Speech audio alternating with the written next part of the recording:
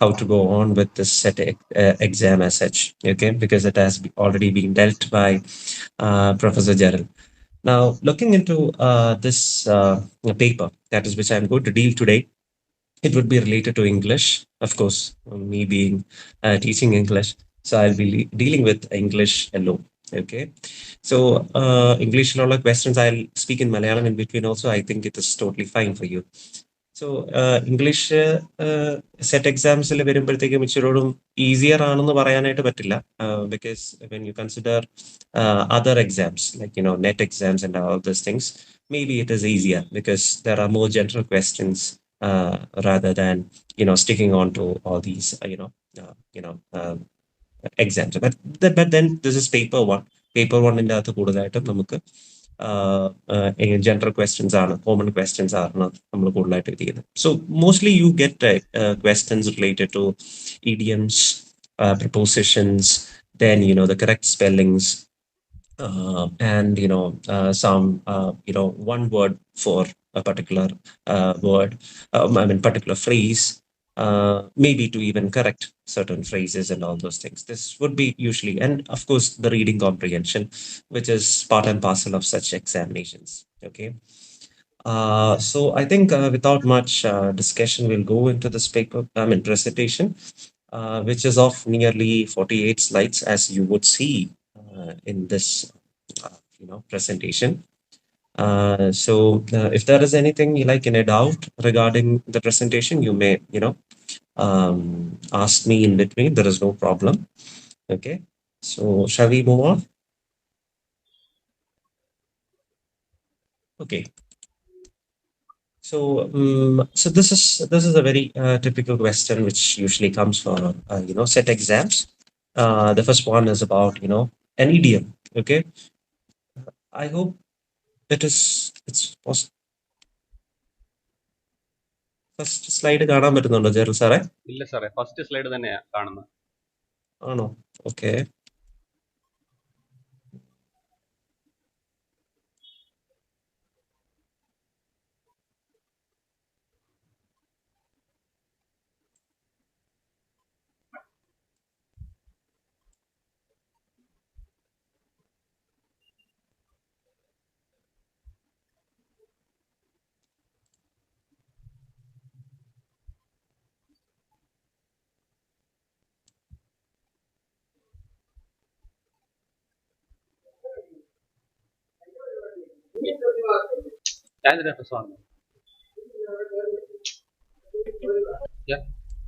ഇപ്പൊ കുഴപ്പമില്ല സാറേ? ജെറൽ സാർ സാറേ ഫസ്റ്റ് സ്ലൈഡിലാണ് നിൽക്കുന്നത്. സാറ് സ്ലൈഡ് ചേഞ്ച് ചെയ്യുകയാണെങ്കിൽ മാറും. Okay. Thank you.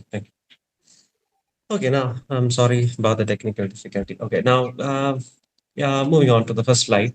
You see this question here. So identify the meaning of the idiom given in italics in the following sentence. So you see an idiomatic expression there that is at sixes and sevens. അത് വായിക്കുമ്പോൾ തന്നെ നമുക്ക് മനസ്സിലാവും what it is really. The flood had destroyed all the road signs, leaving the drivers and the commuters at sixes and sevens എന്ന് പറഞ്ഞുകൊണ്ട് കൊടുത്തിട്ടുണ്ട്. Now, sixes and sevens means basically getting confused എന്നുള്ള അർത്ഥത്തിലാണ്. 1300-കളിലാണ് ഈ പറയുന്ന വേർഡ് വരുന്നത്. Especially this phrase is derived or referred to a dice game wherein throwing a 6 and 7 means risking one's own fortune. അപ്പം പെട്ടെന്ന് നമ്മളിങ്ങനെ ഡൈസ് ഗെയിമിൻ്റെ അകത്ത് 6ഉം 7ഉം ഒരുമിച്ച് വരുമ്പോഴത്തേക്കും again if you are going and playing, then you are going to lose your whole fortune. നിങ്ങൾ ആ പറയുന്ന കളി തോറ്റുപോകാനുള്ള സാധ്യതയുണ്ട്. It can also mean like, it's a careless risk എന്ന് വേണമെങ്കിലും പറയാം. Now, in this sentence, you see that particular idiom has been used. So it's basically, mixed, obsessed, careful എന്ന് പറയുന്ന വാക്കുകളൊന്നും തന്നെ ഇതിനായിട്ട് ചേർന്ന് വരില്ല. So it's confused. So at sixes and sevens means confused. Commuters എന്ന് പറയുന്ന വാക്കിന്റെ അർത്ഥം അറിയാമെന്ന് ഞാൻ വിചാരിക്കുന്നു. It's like, those people who are traveling. Okay. So next one is replace the underlined words in the following sentence with one word. He is a person who looks only at the darker side of life. So as it is being already referred in the slide, it is a pessimist. It's a pessimist who looks into the darker side of the world. But then you need to know about what all are the meaning of the other words which are being referred in the slide. Pacifist എന്ന് പറഞ്ഞാൽ one who loves peace.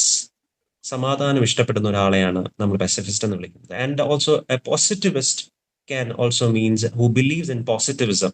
പോസിറ്റീവായിട്ട് എല്ലാ കാര്യത്തെക്കുറിച്ച് ചിന്തിക്കുകയും hopeful ആയിട്ട് ചിന്തിക്കുകയും ചെയ്യുന്ന ആൾക്കാരെയാണ് നമ്മൾ പോസിറ്റിവിസ്റ്റ് എന്ന് വിളിക്കുന്നത്.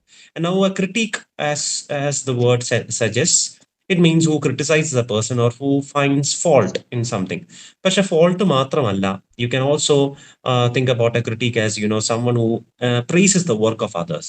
ഇപ്പൊ ഒരു ഫിലിം കണ്ടു, ഫിലിം ക്രിട്ടിക്ക് എന്ന് പറയുമ്പോൾ ആ ഫിലിമിനെ ക്രിട്ടിസൈസ് ചെയ്യുക എന്ന് പറയുമ്പോൾ അതിന്റെ ഫോൾട്സ് മാത്രമല്ല കണ്ടെത്തുന്നത്, പക്ഷെ അതേ സമയത്ത് അതിന്റെ നല്ല വശങ്ങളെക്കുറിച്ചും അതിന്റെ ടെക്നിക്കൽ വശങ്ങളെക്കുറിച്ചും എടുത്തു പറയത്തക്കതായ പറ്റുന്ന ഒരാളെയാണ് നമ്മൾ ക്രിട്ടിക്ക് എന്ന് വിളിക്കുന്നത്. Okay, so that is critic. So pessimist and critique, but in this sentence a person who looks only at the darker side is a pessimist.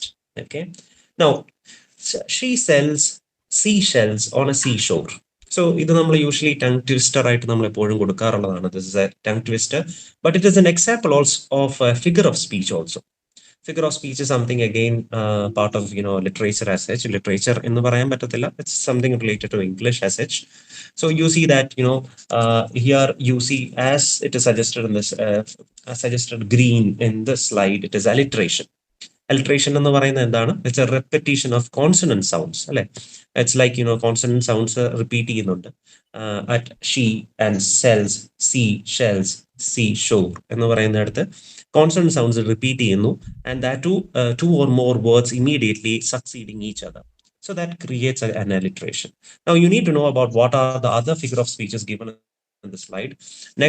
Next one is a onomatopoeia, which is a property of word which is sounding like what it is representing. Like I'll give an example, like gurgle എന്ന് പറയുമ്പോഴത്തേക്കും it's like gargling water in your mouth. So gargle എന്ന് പറയുന്ന ആ വാക്കുമായിട്ടും അതിന്റെ sound ഉണ്ടാക്കുന്നതുമായിട്ടും വളരെ സാമ്യമുള്ളതുകൊണ്ടാണ് it's ഗർഗിൾ.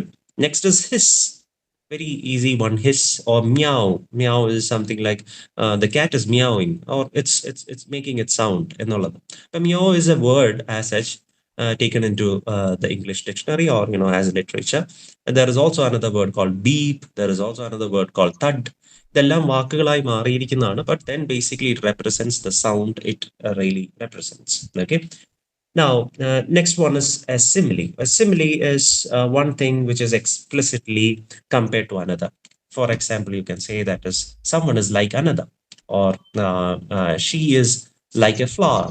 Okay, she's like a rose flower എന്ന് പറയുന്ന റോസ് എന്ന് വേണമെങ്കിൽ പറയാം, അല്ലെ? അപ്പം ലൈക്ക് എന്ന് പറയുമ്പോഴത്തേക്കും you see that it's a simile. There is a metaphor also which is something different from simile.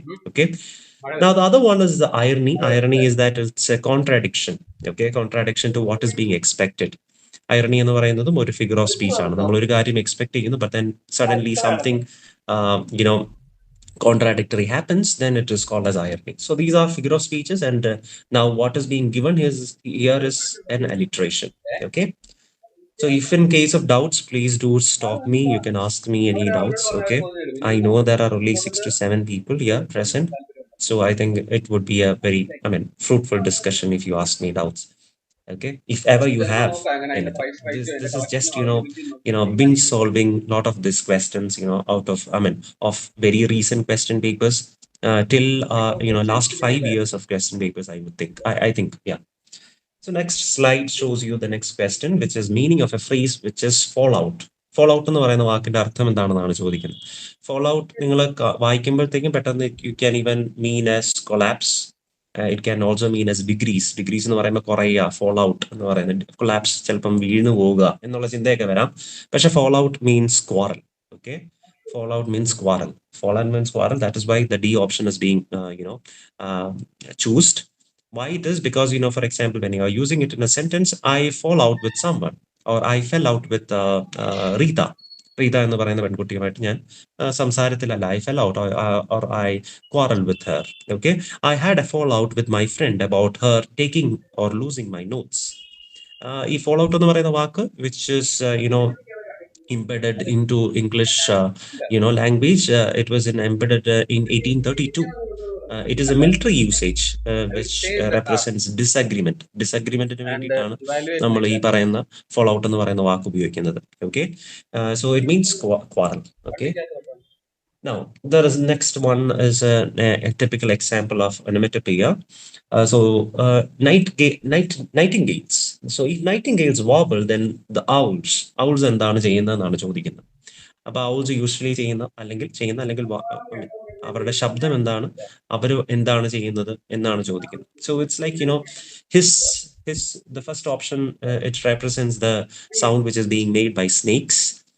Gobble is again not basically we use it as a word, but then it's basically an onomatopoeia word wherein you are eating hurriedly or noisily. നമ്മളിങ്ങനെ ഗ്ലട്ടനസ് ആയിട്ട് ഭയങ്കരമായിട്ട് എടുത്ത് വാരി വാരി തിന്നുമ്പോഴത്തേക്കും നമ്മൾ എടുക്കുന്ന ഉണ്ടാക്കുന്ന ഒരു സൗണ്ട് ആണ് it's gobble gobble gobble. So അങ്ങനെയാണ് ആ വാക്ക് വന്നിരിക്കുന്നത്. It's gobble. Okay, gobble means eat hurriedly or noisily. Next is the word squeak, other than hoot. Hoot എന്നല്ലാത്ത വാക്ക് വേറെ ഡി ഓപ്ഷൻ എന്ന് പറയുന്ന സ്ക്വീക്ക് ആണ്. Squeak is a high pitched sound. It can be made by animals, but then squeak is also something which is like high pitched sound or cry. For example, like a door opened with a slight squeak എന്ന് വെച്ചാൽ ചെറിയ sound ഉണ്ടാക്കി may be അതിന്റെ hinges rusty ആയതുകൊണ്ട് it made a sound. So it can also mean as squeak. The door opened with a slight squeak. So that is a D option. But all these three options, that is A, B, and A, B, and D, doesn't really suit the owls. So it goes to hoot. The owls hoot. That is the sound which is being made by the owls. Now, next question is either the boy or his parents apologize. Okay. അപ്പം options കൊടുത്തിട്ടുണ്ട്. Is to apologise, have to apologise, has to apologise, and was to apologise. സ്ലൈഡിൽ കൊടുത്തിരിക്കുന്ന പോലെ it is have to apologise. Now we are going on to why it is so. Now, either or neither. Either or neither എന്ന് പറയുന്ന വാക്കുകൾ ഉപയോഗിക്കുമ്പോഴത്തേക്കും basically it is supposed to show two or more possibilities, or you have to choose between one or two. Okay. So usually we see that in this usage, it means one or the other of two things. So grammatically, it should be singular. Okay. For example, now if you're going on for an example, either of this is perfect gift for Rita. ഇപ്പൊ റീതയ്ക്ക് കൊടുക്കാൻ പറ്റുന്ന രണ്ട് ഗിഫ്റ്റുകൾ മുമ്പിൽ ഇരിപ്പുണ്ടെങ്കിൽ ഇതിനകത്ത് ഏത് വേണമെങ്കിലും നമുക്ക് കൊടുക്കാം. Ether of this is the perfect gift for Reetha എന്ന് പറയാം. അപ്പൊ ഇത് രണ്ടും നല്ല ഗിഫ്റ്റ് ആണെന്നല്ല നമ്മൾ പറയുന്നത്, പക്ഷെ ഇതിൻ്റെ അകത്ത് ഏത് നിങ്ങൾ ചൂസ് ചെയ്താലും നല്ലതാണ് എന്നാണ് പറയുന്നത്. അപ്പൊ അതുകൊണ്ട് സിംഗുലർ തന്നെ ഉപയോഗിക്കണം. കാരണം ബിക്കോസ് ഈതർ എന്ന് പറയുന്നത് നമ്മൾ ഒറ്റ ഒരെണ്ണത്തെയാണ് പോയിന്റ് ചെയ്യുന്നത്. Though there are two things in front of us. ഇത് ചൂസ് ചെയ്യുന്ന ആ സമയമാകുമ്പോഴത്തേക്കുമാണ് നമ്മൾ ശരിക്കും ഈതർ ഉപയോഗിക്കുന്നത്. So neither is also having the same thing. Grammatically it should be singular. But then this is formal language, grammatically the correct ആയിട്ടുള്ള language ആണ്. But when we are going on for an informal usage, ചില ആൾക്കാർ ഇപ്പോഴും plural use ചെയ്യുന്നതായിട്ട് നമ്മൾ കാണുന്നുണ്ട്. Informal യൂസേജിൽ കുഴപ്പമില്ല, പക്ഷെ when it becomes grammatically correct usage, it should be singular. So either of these is the perfect gift for Rita. Now if you are putting it onto a question, has either of them called? ഇവരിൽ ആരെങ്കിലും വിളിച്ചിരുന്നോ? രണ്ടുപേരിനെ കുറിച്ച് ചൂണ്ടിക്കാണിച്ചിട്ട് പറയാണ് has either of them called എന്ന് പറയുന്ന ചോദ്യത്തിന്റെ അകത്ത് പോലും ഹാസ് ആണ് ചോദിച്ചിരിക്കുന്നത്. ഓക്കെ, രണ്ടുപേരുണ്ടെങ്കിലും ഹാവ് ആണ് നമ്മൾ യൂഷ്വലി ഉപയോഗിക്കേണ്ടത്, പക്ഷെ നമ്മൾ ഹാസ് ആണ് ഉപയോഗിച്ചിരിക്കുന്നത്. Now I was talking about either or neither. പക്ഷെ ഉത്തരം കണ്ടോ? either or neither ആയിട്ടല്ല ഇവിടെ ഉപയോഗിച്ചിരിക്കുന്നത്. പക്ഷെ this question has a difference. That is, there is this question is different in the sense that either the boy or his parents എന്നാണ്. അപ്പൊ അങ്ങനെയുള്ള construction, that is either or construction വരുവാണെങ്കിൽ the verb used should agree with the part closest to it. അപ്പൊ നമുക്ക് ഇവിടെ fill the blanks പോലെയാണ് കൊടുത്തിരിക്കുന്നത്. അപ്പം ബ്ലാങ്കിന്റെ അടുത്ത് കിടക്കുന്ന വാക്ക് ഏതാണെന്ന് നോക്കുക. അത് പ്ലൂറൽ ആണ് അല്ലെ? ഹിസ് പേരൻസ് എന്ന് പറയുന്നതാണ് plural. So hence the particular sentence or the verb which has to be used should also be plural. So either the boy or his parents എന്ന് പറയുന്നത് have to apologize എന്നുള്ളതാണ് അതിന്റെ ഉത്തരം. Okay, now consider this construction was different. Either his parents or the boy dash എന്നാണെന്നെങ്കിലോ, what would be the answer? Someone?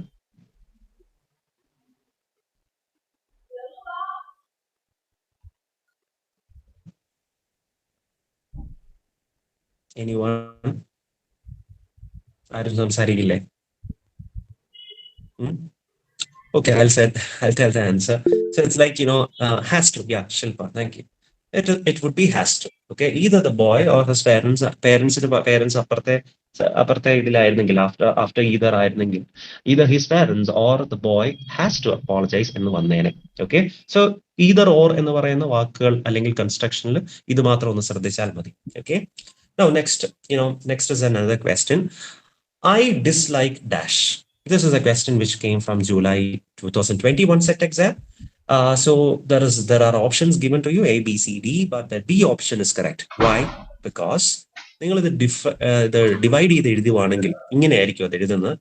I do not like എന്നാണ്. Dislike എന്ന് പറയുമ്പോഴത്തേക്കും നിങ്ങൾ അതൊന്ന് പിരിച്ചെഴുതി നോക്കിയാൽ മതി. നിങ്ങൾക്ക് അഥവാ തോന്നുവാണെങ്കിൽ നിങ്ങൾക്ക് I dislike to wait, I dislike wait എന്നൊക്കെ പറഞ്ഞുകൊണ്ടുള്ള ഒരു ഐഡിയ നിങ്ങൾക്ക് തോന്നുവാണെങ്കിൽ നിങ്ങൾ പിരിച്ചെഴുതിയാൽ പോലും you'll get to understand that it is waiting, the ING form. Okay, that is I do not like waiting എന്ന് ഉദ്ദേശിച്ചാൽ മതി. മനസ്സിലായി? അപ്പൊ so that is why I dislike waiting. The B option is correct. Okay, now to the next question. Which of the following is a synonym of parochial? Okay, parochial എന്ന് പറയുന്ന വാക്ക് of course it is very confusing. So hence I'll just give you an idea about what is parochial. Parochial is something pertaining to a parish. ഒരു പാരിഷുമായി ബന്ധപ്പെട്ട് കിടക്കുന്ന എന്തിനെയാണ് നമ്മൾ parochial എന്ന് പറയുന്നത്. പക്ഷേ അതിന്റെ വേർഡ് ചേഞ്ച് വന്നിട്ടുണ്ട്, സെമാന്റിക് ചേഞ്ചസ് ഒക്കെ ഇഷ്ടം പോലെ വന്നിട്ടുണ്ട്. സോ ആൾക്കാർ ഉപയോഗിച്ച് മാറ്റം വന്നതാണ്. ഓരോ വാക്കുകൾക്കുമുള്ള അർത്ഥവ്യത്യാസങ്ങൾ വന്നിട്ടുണ്ട്. So now it is means something which is unsophisticated or elementary in scope. വളരെ unsophisticated or elementary in scope എന്നുള്ള അർത്ഥമാണ് വരുന്നത്.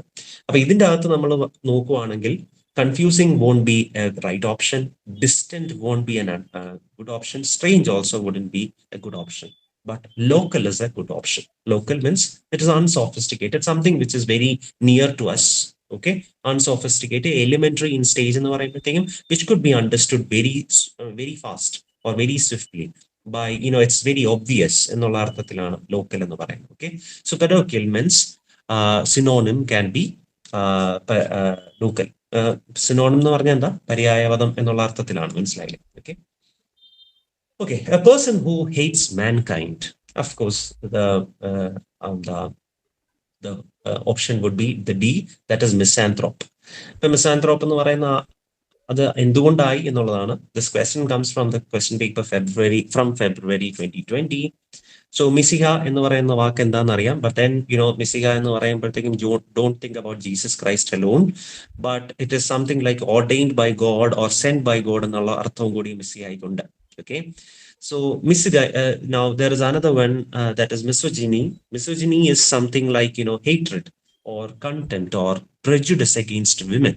സ്ത്രീകളെ ഇഷ്ടമില്ലായ്മ അല്ലെങ്കിൽ സ്ത്രീകളോട് ഒരു ദേഷ്യം തോന്നുക, അല്ലെങ്കിൽ അവരോട് പുച്ഛം തോന്നുക, അല്ലെങ്കിൽ അവരോട് എന്തെന്നില്ലാത്ത അവരെ കുറിച്ച് സംസാരിക്കുമ്പോൾ തന്നെ അവരെ ഒരു ഇത് നമ്മൾ യൂഷ്വലി കാണുന്ന കാര്യമാണ് അല്ലെ. നമ്മളിപ്പം ഭാര്യ ഭർത്താക്കന്മാരെ കുറിച്ച് പറയുമ്പോൾ ഭർത്താവ് എപ്പോഴും ഭാര്യനെ കളിയാക്കും എന്തെങ്കിലും കാര്യം പറഞ്ഞുകൊണ്ട്. So in a way it is a misogynistic expression where usually women are being considered very low.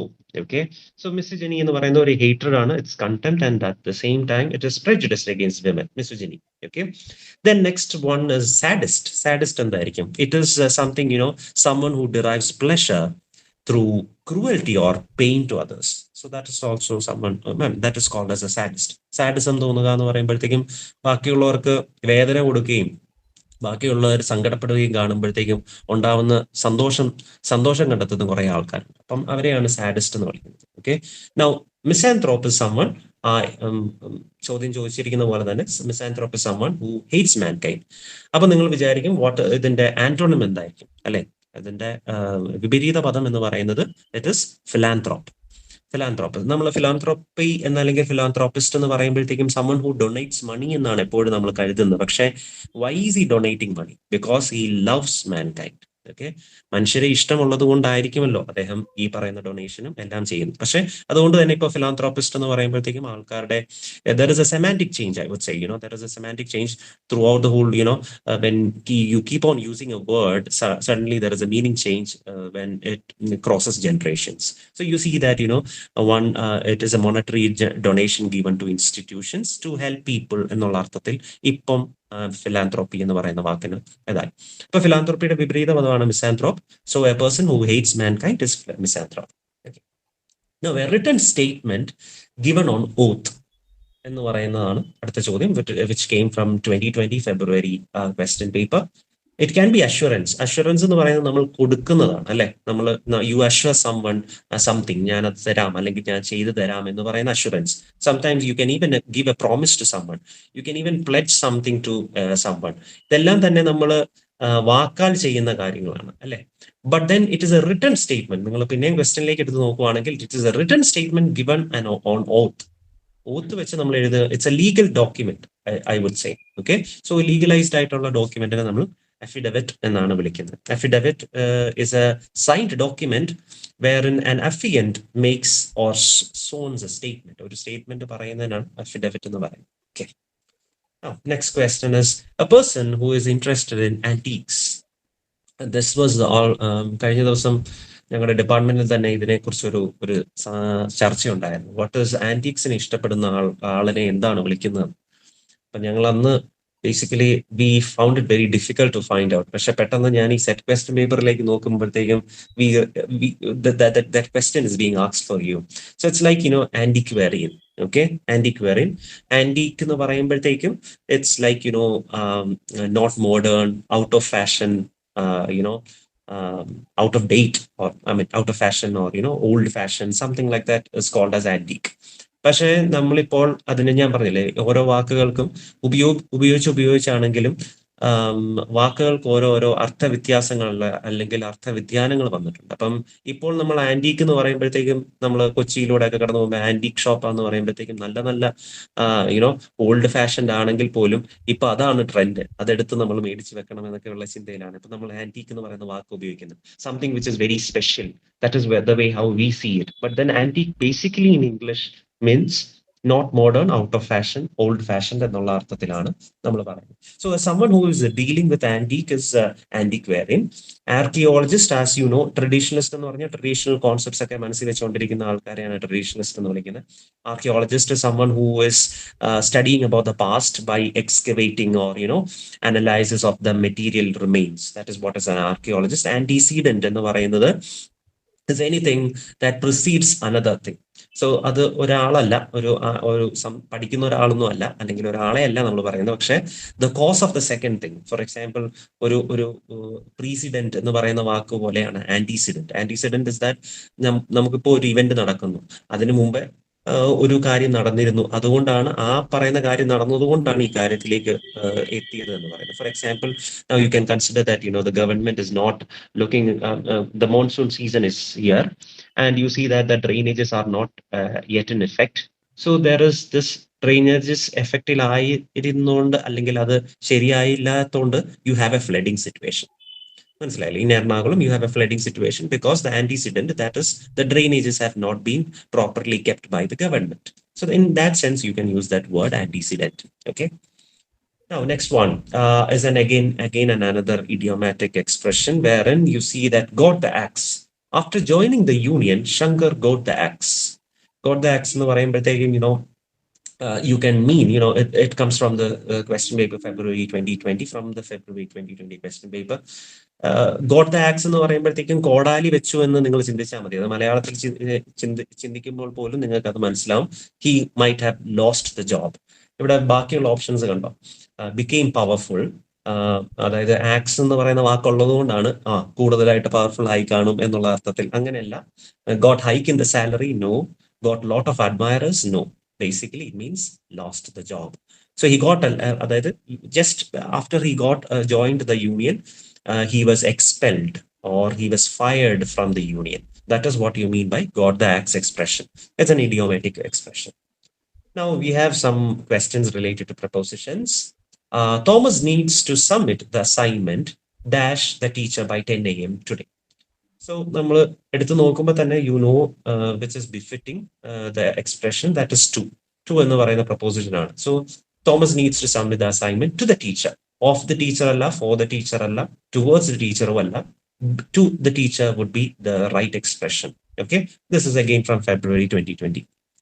Next question, again a preposition question. The defect was caused dash negligence by the night shift worker. Now on ആവാം, over ആവാം, under ആവാം എന്നൊക്കെയുള്ള ചിന്ത വരാൻ സാധ്യതയുണ്ട്. But then when you are looking, the most befitting reply or befitting answer would be by. The defect was caused by.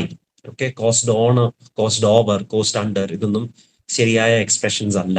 Okay, so the preposition will be caused by negligence by the night shift worker. Okay, next one. The newly started IIT at Guwahati dash to the long-standing demands of the people of northeastern states. ഗുവാഹട്ടിയിൽ വന്ന പുതിയ IIT എന്ന് പറയുന്നത് എന്താണ് ചെയ്തതെന്നുള്ളതാണ് ചോദിക്കുന്നത്. So is it adds to the long-standing demands or promises to the long-standing demands or provides the long-standing demands എന്നുള്ളതാണ് ചോദ്യം. Okay. Now all these options are wrong. Instead, caters എന്ന് പറയുന്ന വാക്കാണ്. Now what is the meaning of cater? Cater means provide with food and drink at a social event എന്നുള്ള അർത്ഥത്തിലാണ് cater എന്ന് പറയുന്ന വാക്ക് ഉപയോഗിക്കുന്നത്. അതുകൊണ്ടാണ് കാറ്ററിംഗ് എന്ന് പറയുന്ന വാക്ക് അതിൽ നിന്ന് വരുന്നത്. അപ്പൊ നിങ്ങൾ വിചാരിക്കും എന്തുകൊണ്ടാണ് ഇവിടെ ഉപയോഗിച്ചിരിക്കുന്നത്. But then there is another phrase called cater to. Cater to means to provide what is wanted and needed by. എന്താണ് വേണ്ടത്, എന്താണ് ആവശ്യമുള്ളത് അത് കൊടുക്കുക എന്നുള്ളതും കൂടി അർത്ഥമുണ്ട് കേറ്ററിന്. കേറ്റർ എന്ന് പറയുമ്പോഴത്തേക്കും it's like something like nurse എന്നുള്ളത്. നേഴ്സ് എന്ന് പറയുമ്പോഴത്തേക്കും നിങ്ങൾ വിചാരിക്കും നേഴ്സ് നൗൺ ആയിട്ട് ഉപയോഗിക്കാം, വേർബായിട്ട് ഉപയോഗിക്കാം അല്ലെ. വേർബായിട്ട് ഉപയോഗിക്കുമ്പോഴത്തേക്കും I nursed him or I nursed her എന്ന് പറയുമ്പോഴത്തേക്കും ഞാൻ അയാളെ നോക്കി എന്നുള്ള അർത്ഥത്തിലും ഉപയോഗിക്കാം. നേഴ്സ് എന്ന് പറയുന്ന നൗൺ ആയിട്ട് ഉപയോഗിക്കുമ്പോൾ ഏതൊരു മനുഷ്യനാണോ സ്ത്രീയാണോ വേറൊരാളെ നോക്കുന്നുണ്ടെങ്കിൽ അല്ലെങ്കിൽ ടേക്ക് കെയർ ചെയ്യുന്നുണ്ടെങ്കിൽ അയാളെയും നമ്മൾ നേഴ്സ് എന്ന് വിളിക്കാറുണ്ട് അല്ലെ. So here this right option would be caters because the newly started IIT at Guwahati ആസാമിലാണ്, Assam caters to the long-standing demands. So because it is really providing what was wanted by the northeastern states. അതുകൊണ്ടാണ് caters എന്ന് പറയുന്ന വാക്ക് ഉപയോഗിച്ചിരിക്കുന്നത്. Okay. Yeah. Now next question is honeybees. Honeybees are kept in February 2020 this thing, question paper. It is apiary. Now why apiary? Why? Because apiculture എന്ന് പറയുന്ന വാക്കിൽ നിന്നാണ് apiary എന്ന് പറയുന്ന ഇത് വരുന്നത്. Of course apiculture also comes from apiary basically.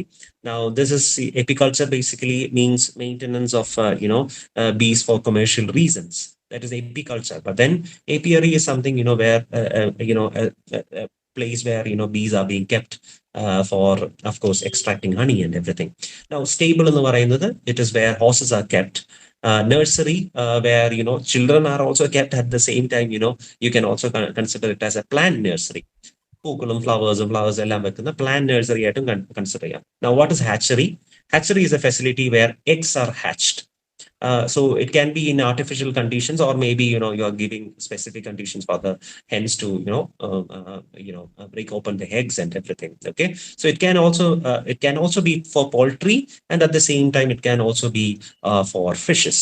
Okay, fishes നമ്മൾ hatchery എന്ന് തന്നെയാണ് ഉപയോഗിക്കുന്നത്. So in this you see that the most befitting answer would be apiary and so hence the D option. Okay, now next is about cattle. So cattle is to herd as sheep is to what? നമ്മൾ എന്താണ് വിളിക്കുന്നത്? ഷീപ്പിന്റെ ഒരു കൂട്ടത്തിനെ എന്താണ് വിളിക്കുന്നത്? ഇപ്പം ഒരു കാറ്റിൽ അതായത് പശുക്കൾ കുറെ ഉണ്ടെങ്കിൽ നമ്മൾ ആ ഗ്രൂപ്പിനെ നമ്മൾ ഹേർഡ് എന്നാണ് വിളിക്കുന്നത് അല്ലെ. ഷീപ്പ് ഒരു കൂട്ടം ഉണ്ടെങ്കിൽ നമ്മൾ അതിനെ ഫ്ലോക്ക് എന്നാണ് വിളിക്കുന്നത്, നോട്ട് ഷെപ്പേർഡ്. ഷെപ്പേർഡ് എന്ന് പറയുന്നത് someone who looks after the sheep is being called as a shepherd. Okay, so it's like a flock of sheep എന്നാണ് നമ്മൾ പറയുന്നത്. Now other words, what is a swarm? Swarm of bees എന്നാണ് പറയുന്നത് അല്ലെ. What is a clan? Clan of people. കുറെ ആൾക്കാരെയാണ് നമ്മൾ clan of people എന്ന് പറയുന്നത്. Okay, it's swarm of bees, clan of people, and shepherd is not at all related to this word. That is, shepherd is someone who looks after the the herd or the sheep, and a flock means a flock of sheep, a group of sheep. So D option. The person who starts a new task or a venture is scientifically called as July 2019 question. So the option is entrepreneur. Okay, entrepreneur. Why? Because he's starting a new task or a venture. That is why entrepreneur. Now, you might be asking, why not a leader?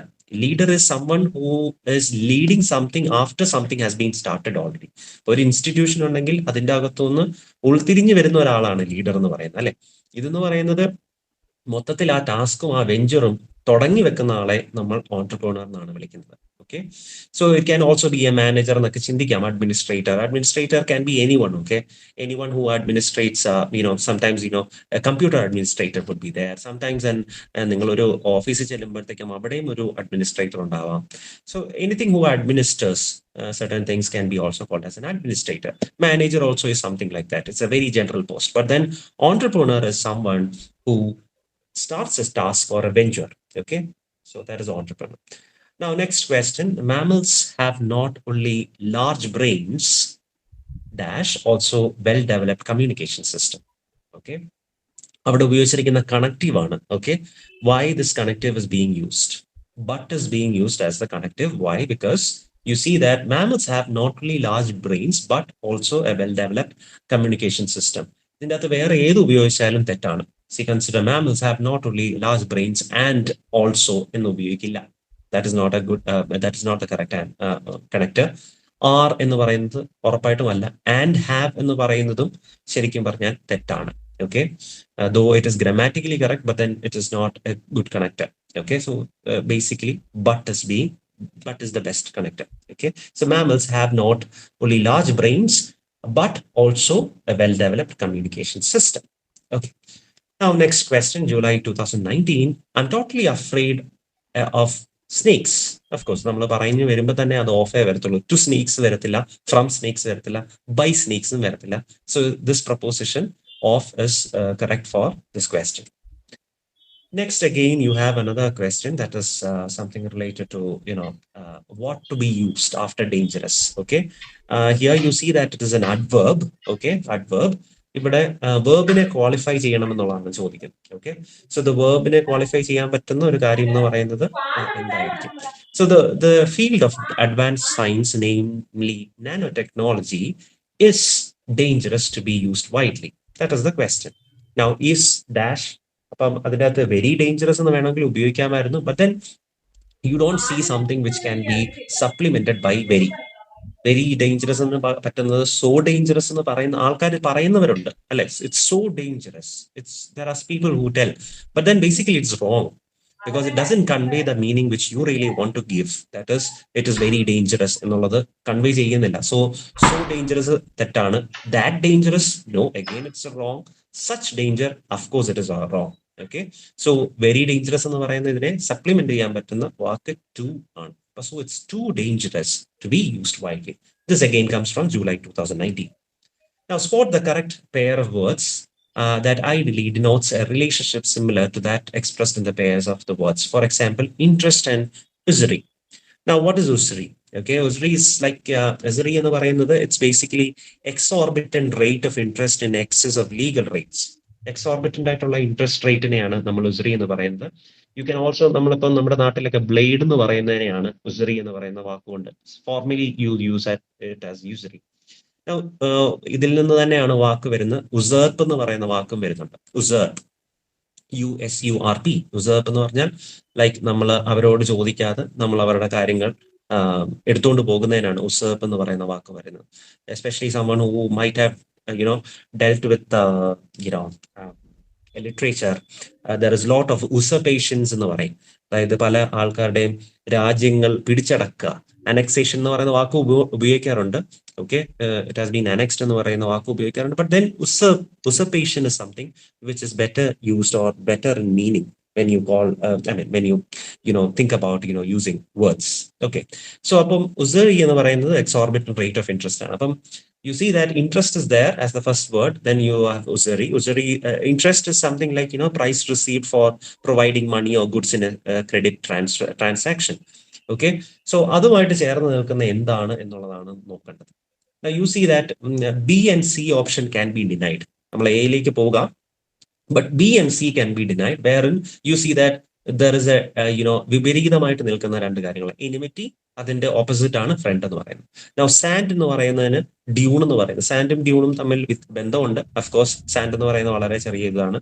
Dune എന്ന് പറയുമ്പോഴത്തേക്കും it's a hill of sand is being called as a dune. But then these things really do not befit the answer, the correct pair of word, which ideally denotes this relationship. ഈ റിലേഷൻഷിപ്പിനെയാണ് നമ്മൾ നോക്കേണ്ടത്. So when you're looking into this relationship, the D option becomes the correct. Why? Because frugality. Now, what is frugality? Frugality is quality of being prudent in spending. Okay, വളരെ prudent ആയിട്ട് വളരെ wise ആയിട്ട് spend ചെയ്യുന്നതിനെ നമ്മൾ spend but then wise ആയിട്ട് spend ചെയ്യുന്നതിനെയാണ് നമ്മൾ frugality എന്ന് പറയുന്നത്. But what is parsimony? Parsimony എന്ന് പറയുന്നത് something like that is you have great reluctance in spending money unnecessarily. അതായത് നമുക്ക് എവിടെയെങ്കിലും ഒരു ചില സ്ഥലങ്ങളിൽ പോയി കഴിയുമ്പോഴത്തേക്കും you call it as stingy, being stingy. Stingy എന്ന് പറയുമ്പോഴത്തേക്കും നമുക്ക് ചില സ്ഥലങ്ങളിൽ പോകുമ്പോഴത്തേക്കും ഇത് ഒരു പാഴ്ചലമാണെന്ന് മനസ്സിലാക്കി നമ്മളത് ചെയ്യാതിരിക്കുക. അങ്ങനെ ചെയ്ത് അവസാനം നമ്മൾ ഒട്ടും ചെയ്യാതാവും, അല്ലെങ്കിൽ ഒട്ടും മേടിക്കാതാവും. Okay, no expenditure at all. Okay, അതിനെയാണ് പാഴ്സിമോണി എന്ന് പറയുന്നത്. ഓക്കെ, അപ്പം നമ്മൾ ഇവിടെ നോക്കുമ്പോഴത്തേക്കും ഇൻട്രസ്റ്റ് ആൻഡ് യുസറി എന്ന് പറയുമ്പോൾ interest, usury means more interest or exorbitant interest. Like wise frugality എന്ന് പറയുന്നത് എന്താ വൈസ് ആയിട്ടുള്ള സ്പെൻഡിങ്ങിനെയാണ് നമ്മൾ പറയുന്നത്, quality of being prudent in spending. Parsimony എന്ന് പറയുന്നത് great reluctance in spending money unnecessarily. Okay, that is what's up. അപ്പം ഈ ഇൻട്രസ്റ്റ് ആൻഡ് യുസറിയുടെ റിലേഷൻഷിപ്പ് തന്നെയാണ് നമുക്ക് ഫ്രുഗാലിറ്റി ആൻഡ് പാഴ്സിമോണിയിലും കാണുന്നത്. Okay, so that is what it is. Now you look into frugal and fragile. Frugal means broken or destroyed, and fragile means something which is very weak.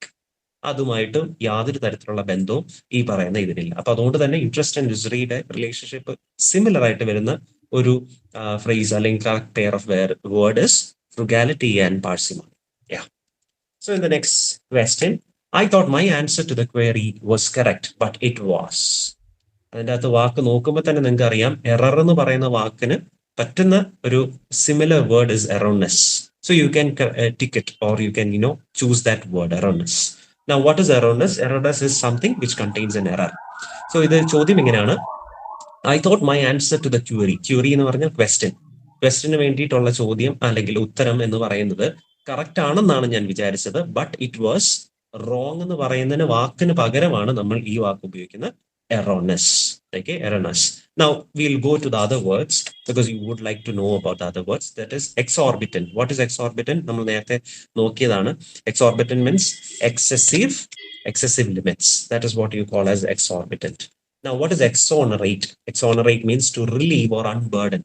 ആരുടെയെങ്കിലും ഒരു burden നമ്മൾ relieve ചെയ്യാനായിട്ട് ചെയ്യുന്ന എന്തെങ്കിലും, exonerate someone, അയാളുടെ burden നമ്മൾ ഇല്ലാതാക്കി കൊടുക്കുക. Okay, so that is what is called as exonerate. Now exodus എന്ന് പറയുന്നത് it's basically you would see such words in Bible. Okay, ബൈബിളിൽ അല്ലെങ്കിൽ തന്നെയും എക്സോഡസിന് സ്വന്തമായിട്ടൊരു മീനിങ് ഉണ്ട്. That is a sudden departure of a large number of people. So consider that there is a volcanic eruption in a particular state or a particular place. When there is a volcanic eruption, there is a lot of people migrating. അല്ലെ, migrate ചെയ്യുന്നതിന് നമ്മളെപ്പോഴും migrate എന്ന് പറയുന്ന വാക്കാണ് ഉപയോഗിക്കുന്നത്. But then instead of migrate you can also use the word exodus. Exodus means sudden departure of large number of people. Exodus ഞാൻ ബിബ്ലിക്കലാണെന്ന് ഞാൻ പറയാൻ കാരണം എന്ന് വെച്ചാൽ അവിടെ ഒരു പാലായനം നടക്കുന്നുണ്ട്. അല്ലെ, പാലായനം എന്ന് പറയുന്ന വാക്കിനുള്ള അർത്ഥമാണ് എക്സോഡസ്, അല്ലെങ്കിൽ അതിന്റെ ഒരു ഇംഗ്ലീഷ് പദമാണ് exodus. So I just gave you the meaning of all these three, choices. But the choice A is the correct one to the question. Okay, next one is identify the correct word that is most nearly similar to the meaning disclose. Disclose എന്ന് പറ്റുന്ന ഒരു വാക്ക്, അല്ലെങ്കിൽ വേറൊരു അർത്ഥം, അല്ലെങ്കിൽ വേറൊരു ചോദ്യം, അല്ലെങ്കിൽ വേറൊരു correct word. That is what is being asked. It comes in the July 2019 question paper. Of course, the option would be C. That is reveal. Disclose means reveal. But disclose എന്ന് പറയുമ്പോഴത്തേക്കും ജസ്റ്റ് ഓപ്പൺ എന്ന് പറയുന്ന വാക്കൊക്കെ കിടപ്പുണ്ട്. Okay, it's A phrase, just open. Hated ഒരിക്കലും വരത്തില്ല. Okay, closed എന്ന് പറയുന്ന വാക്കുണ്ട്. Closed is basically the opposite of disclose, അല്ലെ. അപ്പം but then there are people who really when they listen to this word disclose, they feel that closed would be the answer, or would be the correct answer എന്ന് പറയാം. But basically it is reveal. Disclose means to reveal out something. എന്തെങ്കിലും consider that you are disclosing to your friend a secret. ഒരു secret നിങ്ങൾ disclose ചെയ്യാന്ന് പറഞ്ഞാൽ you are revealing a secret which was there in your mind. Okay, for example, you can also say that you disclosed your love for someone. Okay, നിങ്ങളുടെ പ്രണയം നിങ്ങൾ പറഞ്ഞു എന്ന് പറയുന്നത് you can use this word disclose. Okay, now next one, that is select the correct word that is most nearly opposite in meaning. ഞാനത് റെഡൺ ചെയ്തിരിക്കുന്നത് അതുകൊണ്ട് തന്നെയാണ്. Nearly opposite in the meaning to the word extraneous. ഇങ്ങനെ റെഡൺ ആയിട്ടൊന്നും ഒരിക്കലും നമുക്ക് തരത്തില്ല. ഈ കളറൊന്നും തന്നെ നമ്മുടെ ക്വസ്റ്റ്യൻ പേപ്പറിൽ വരത്തില്ല എന്ന് ശ്രദ്ധിച്ചോണം. So whenever you look into this thing, look into the question, please read it once again so that you could double confirm or you could reconfirm your answer. Okay, now extraness എന്ന് പറയുന്ന വാക്കിന് opposite ആയിട്ടുള്ള അർത്ഥമാണ് നമ്മൾ മനസ്സിലാക്കുന്നത്. So അല്ലെങ്കിൽ ചോദ്യമാണ്, അല്ലെങ്കിൽ word option should be taken. Now extraness is something called as not essential. Okay, not belonging or depending upon. That is what is extraness. Extranessനെ നമുക്ക് ഏലിയൻ എന്ന് പറയുന്ന വാക്കുമായിട്ട് പര്യായപദമായിട്ട് നമുക്ക് വേണമെങ്കിൽ ഉപയോഗിക്കാൻ പറ്റുന്ന ഏലിയൻ, ഫോറിൻ, എക്സ്ട്രാ, സൂപ്പർഫ്ലൂവസ്, ഇങ്ങനെയുള്ള വാക്കുകളെല്ലാം തന്നെ നമുക്ക് എക്സ്റ്റർനസ് എന്ന് പറയുന്ന വാക്കിന് ഉപയോഗിക്കാം.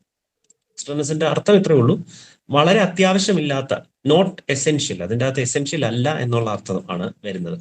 ബേസിക്കലി നിങ്ങൾ ചോദ്യം കറക്റ്റായിട്ട് വായിച്ചില്ലെങ്കിൽ നിങ്ങൾ നേരെ പോകുന്നത് ഇറെലവന്റ് എന്ന് പറയുന്ന വാക്കിലേക്കായിരിക്കും, അല്ലെ? ഇറെലവന്റ് എന്ന് പറയുന്ന വാക്കിലേക്കായിരിക്കും. What is the correct word or another word for extraneous? It would be irrelevant. But then you have to read it, the question again. It's nearly opposite in meaning. എക്സ്റ്റേണസിന് ഇറലവന്റ് എന്ന് പറയുന്ന വാക്കാണ് അല്ലെങ്കിൽ വേർഡാണ് വരുന്നതെങ്കിൽ, അതിന്റെ മീനിങ് അതാണെങ്കിൽ, of course the word which suits opposite in meaning would be relevant. So that is the option A. Traitor and faithful won't really suit this word. ഈ ട്രൈറ്ററും ഫെയ്ത്ത്ഫുള്ളും അവിടെ ഉപയോഗിച്ചിരിക്കുന്നത് നിങ്ങളെ പിന്നെയും കൺഫ്യൂസ് ചെയ്യിപ്പിക്കാൻ വേണ്ടിയിട്ടാണ്. എക്സ്ട്രാനസ് എന്ന് പറയുമ്പം എക്സ്ട്രാ, ഓക്കെ, വേറെ ആരെങ്കിലും, ട്രൈറ്റർ എന്നൊക്കെ ആയിരിക്കും എന്നൊക്കെ ആ ഒരു അർത്ഥം കൊണ്ടുവരാനായിട്ട് നമ്മൾ ഉപയോഗിക്കുന്ന ചോയ്സസ് ആണ്. But then you shouldn't get confused. Extraneous means irrelevant and the opposite is relevant. So A option. Okay. Now what would be the best word to be to fill up that blank?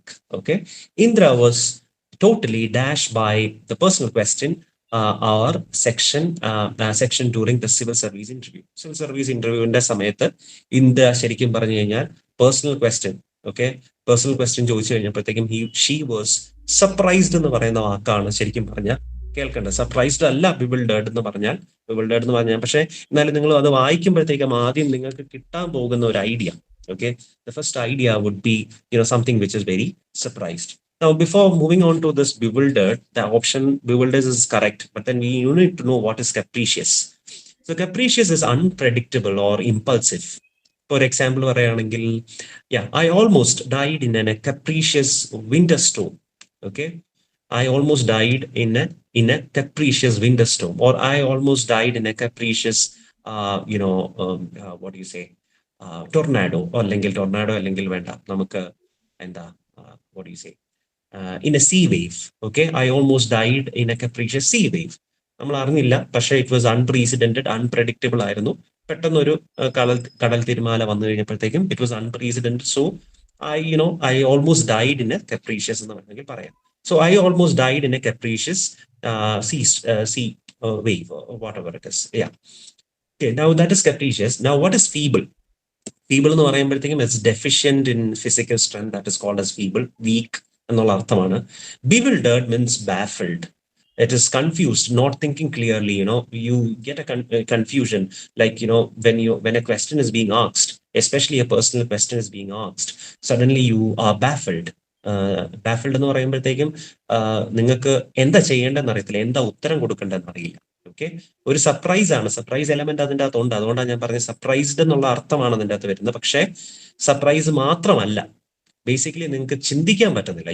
You cannot clear thinking, you cannot think clearly, and at the same time you are confused, and then you are baffled, and that is why bewildered.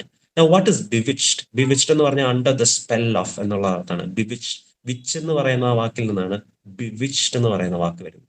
That is like you are entranced. നിങ്ങളൊരു consider that you so someone who is very beautiful, ഒരു വളരെ സുന്ദരിയായ അല്ലെങ്കിൽ സുന്ദരനായ ഒരാളെ കണ്ടു. അപ്പോഴത്തേക്കും you got under the spell. Okay, you got under the spell of that particular person. That is like, you are bewitched to him or her. Okay, you are entranced, you are charmed by that person. That is called as bewitched. So let alone other words. Now for our question, the option is bewildered, which is baffled or confused. Now next one, next question, which is coming from July 2019 question paper. The political party has finally decided to dash its candidate for Lok Sabha seat. ഇതിൻ്റെ അകത്ത് ഇപ്പോൾ ഒത്തിരി phrasal verbs ആണ് ഇപ്പോൾ തന്നിരിക്കുന്നത്. You see that there is put up, put out, put off, put in. ഈ 4 phrasal വേർബ്സും നമ്മൾ ഉപയോഗിക്കുന്നതാണ്. We usually use these phrasal verbs in English language. Now I'll just give you an idea about what is put up. Put up is the right answer therein. Put up means to endure or to tolerate without complaint. Complaint ഒന്നും ഇല്ലാതെ tolerate ചെയ്യുന്നതിനും endure ചെയ്യുന്നതിനുമാണ് put up ചെയ്യുന്നത്. Okay, now consider that you have a friend who is very nagging. Okay, who always gossips and everything. പക്ഷെ ആ ഫ്രണ്ടിനെ നിങ്ങൾക്ക് വേണം താനും. ഗോസിപ്പ് ചെയ്യുന്നുണ്ട്, നാഗിങ് ആണ്, എന്നിരുന്നാൽ പോലും നിങ്ങൾക്ക് ആ ഫ്രണ്ടിനെ വേണം. അങ്ങനെയാണെങ്കിൽ you put up with him or you put up with her എന്നാണ് നമ്മൾ പറയുന്നത്. Okay, somewhere. സോ ഇതിന്റെ അകത്ത് നമ്മൾ നോക്കുമ്പോഴത്തേക്കും the political party has finally decided to put up its candidate for the Lok Sabha seat. That is what you mean by put up. Now there is another word, put out. What do you mean by put out? Put out എന്ന് പറഞ്ഞാൽ you put out fire എന്നുള്ള അർത്ഥത്തിലാണ്. Okay, പക്ഷെ ആ വാക്ക് ഫയറിന് മാത്രമല്ല ഉപയോഗിക്കുന്നത്, വേറെ പല ഇതിനും ഉപയോഗിക്കാം. That is, you can dismiss someone. You can put out someone, someone came into your office, but then you really were not interested in that conversation and you dismissed him or dismissed her. So that is dismiss or extinguish എന്നുള്ള അർത്ഥത്തിലാണ് put out. Now put off എന്ന് പറഞ്ഞു കഴിഞ്ഞാൽ it is postpone something.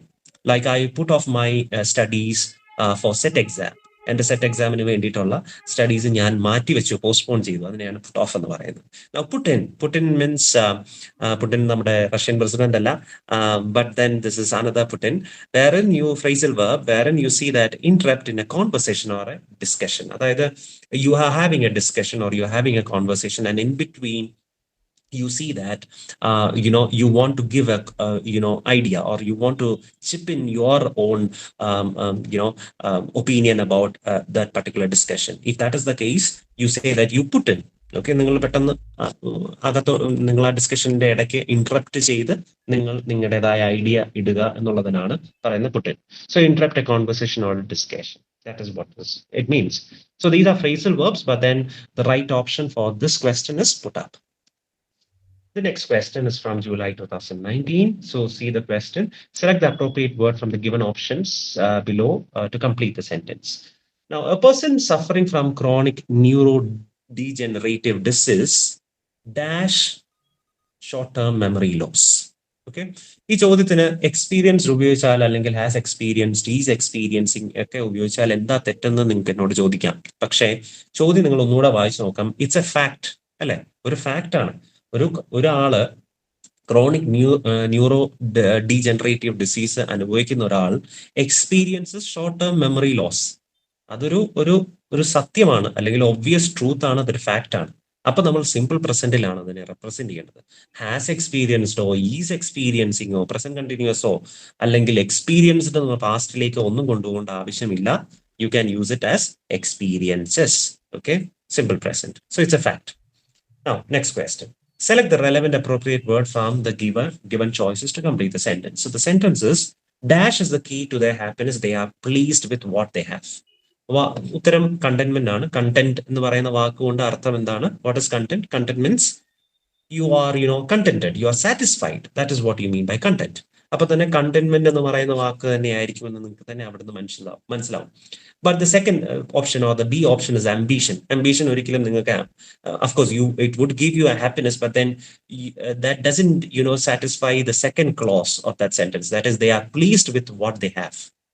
Ambition is the key to the happiness എന്ന് പറയുന്നത് വേണമെങ്കിൽ ശരിയാവാം, പക്ഷേ they are pleased with what they have ഒരിക്കലും ആവില്ല. കാരണം ambition എന്ന് പറഞ്ഞാൽ കൂടുതൽ വേണമെന്നുള്ളതാണ്. Now perseverance. What is perseverance? Perseverance is something like you might be having a lot of discouragement from different quarters, but yet You might be even having a previous failure, but all these failures or all these discouragements are not going to stop you from a course of action.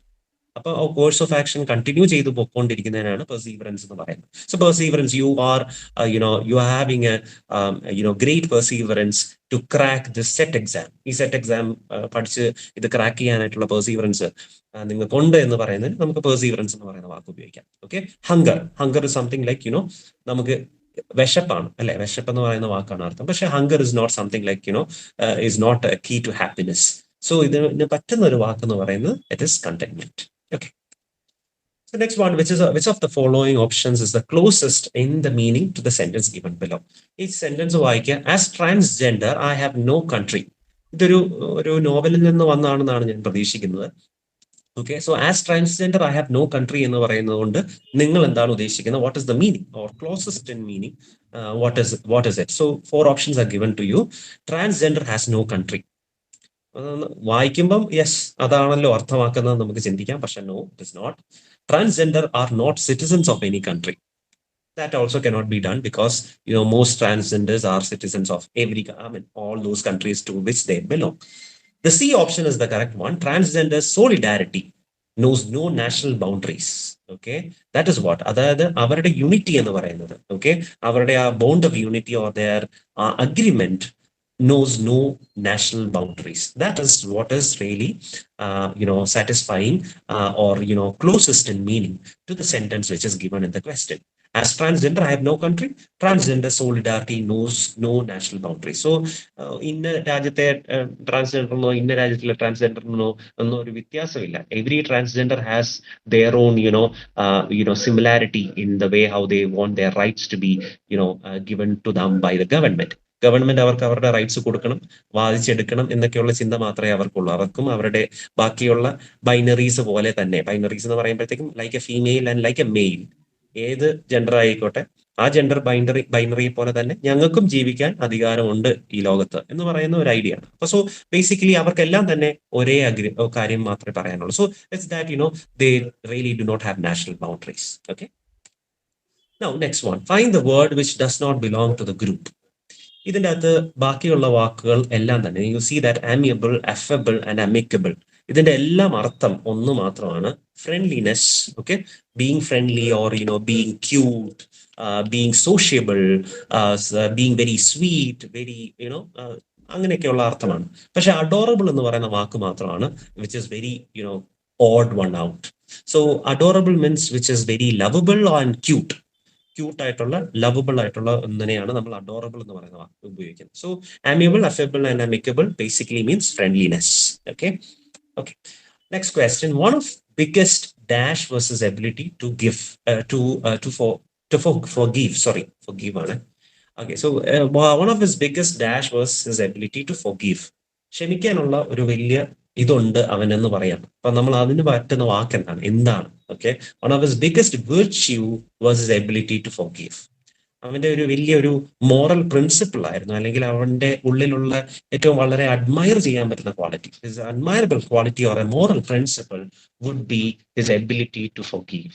Okay, other things, see, A option is wrong. Strength, one of the biggest strength was his ability to forgive. അല്ല, പക്ഷെ അതിനേക്കാളും strength എന്ന് വേണമെങ്കിൽ ഉപയോഗിക്കാം.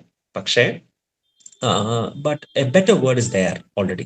Okay, one of his biggest virtue was his ability to forgive.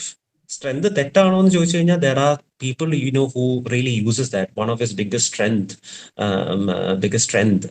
strength എന്ന് പറയുന്ന വാക്ക് പിന്നെയും തെറ്റാണ്, ഒരു രീതിയിൽ തെറ്റാണ്. കാരണം സ്ട്രെങ്ത് എന്നല്ലേ വായിക്കണ്ടേ അല്ലെ. One of his biggest strengths was his ability, but strength is being used. Okay, even if you use strength, basically it is better word is virtue. Okay, ഒരു virtue എന്നുള്ള അർത്ഥത്തിലാണ്, നല്ലൊരു ക്വാളിറ്റി എന്നുള്ള അർത്ഥത്തിലാണ് നമ്മൾ ഉപയോഗിക്കുന്നത്. Okay, next one, he has been absent dash Monday. Again you have a preposition coming here. The since is the word which is better, which is correct for it. കാരണം വായിച്ചു നോക്കുമ്പോൾ തന്നെ അറിയാം, he has been absent for Monday എന്നല്ല, he has been absent from Monday അല്ല, he has been absent on Monday അല്ല, he has been absent since Monday ആണ്. Why? Because it is something like നിങ്ങൾ ഈ പറയുന്ന സമയവും അത് ഏത് സമയത്താണോ നടന്നതും ആ തമ്മിൽ ഉള്ള ഒരു ഒരു സമയത്തിന്റെ ഗ്യാപ്പിനെയാണ് ഇവിടെ സൂചിപ്പിക്കുന്നത്. Okay, so it's like the intervening period between the time mentioned and the time under consideration. Okay, that period is being referred here. So he has been absent since Monday. Okay, since Monday. Yeah. So which of the following words is wrongly spelt? ഇതിൻ്റെ അകത്ത് നമ്മൾ already കൊടുത്തിട്ടുണ്ട്. മാറ്റിനി എന്ന് പറയുന്ന വാക്കാണ് wrongly spelled. The other words are correctly spelled. നിങ്ങളിപ്പം കാണാൻ പറ്റുന്ന വേറൊരു വാക്കുണ്ട്, ക്വസ്റ്റിനെയർ. ബേസിക്കലി അതും നമുക്ക് തെറ്റാറുള്ള വാക്കാണ്. Adolescent you may be annoying, and rendezvous, rendezvous എന്നാണ്, റാൻഡവസ് എന്നല്ല, റാൻഡവു. Rendezvous is also might be a strange or a weird word for you, but then questionnaire is something which we tend to make a mistake. There is two N there. Okay, അപ്പം ഇങ്ങനെയുള്ള spelling questions വരാൻ സാധ്യതയുണ്ട്. Now here, what is the correct spelling of matinee? Matinee, I hope you know what is matinee. Matinee is a morning or an afternoon show. It can be related to a theater. It can be not only related to theater. It can be also drama. എന്ത് വേണമെങ്കിലും ആവാം. Okay, so matinee correct spelling എന്തായിരിക്കും? MATINEE. Okay, there is no two, but a 2AT, but there is only one T. MATINEE. Next one, choose one out of the four alternatives which best expresses the meaning of the given word. That is garble. Garble എന്ന് പറയുന്ന വാക്കുമായിട്ട് meaning share ചെയ്യുന്ന ഒരു alternative എടുക്കാനായിട്ടാണ് പറയുന്നത്. Okay, garble basically means confused or unintelligible speech. Okay, നമ്മളിങ്ങനെ നമ്മൾ സംസാരിക്കുന്നുണ്ട്, but then you really do not, you cannot make out what which is right and which is wrong. So maybe sometimes it can also mean rubbish. You're talking rubbish. Okay, communicating something which is not at all related to what we are really in discussion. ഒരു discussion നടന്നുകൊണ്ടിരിക്കുക, അതുമായിട്ട് യാതൊരു ബന്ധവും ഇല്ലാത്ത ചില കാര്യങ്ങൾ ആൾക്കാർ കൊണ്ടുവരുമ്പോഴത്തേക്കും you call it as garble. ഈ പറയുന്ന വാക്കിൽ നിന്നാണ്, ഗാർബിൾ എന്ന് പറയുന്ന വാക്കിൽ നിന്നാണ് ഗാർബേജ് എന്ന് പറയുന്ന വാക്കും വന്നിരിക്കുന്നത്. Okay, garbage. So this is what garble means. You can be used as a noun and it can also be used as a verb. Now ഞാനിപ്പോ വെർബിനെ കുറിച്ചാണ് പറഞ്ഞത്. ഗാർബിൾ എന്ന് പറയുന്ന കൺഫ്യൂസ്ഡ് ഓർ അൺഇന്റലിജിബിൾ സ്പീച്ച് എന്നാണ്. Okay, now when you are using it as a noun, it is something like you are mutilating or adding something to make it false. For example, the editor garbled the story.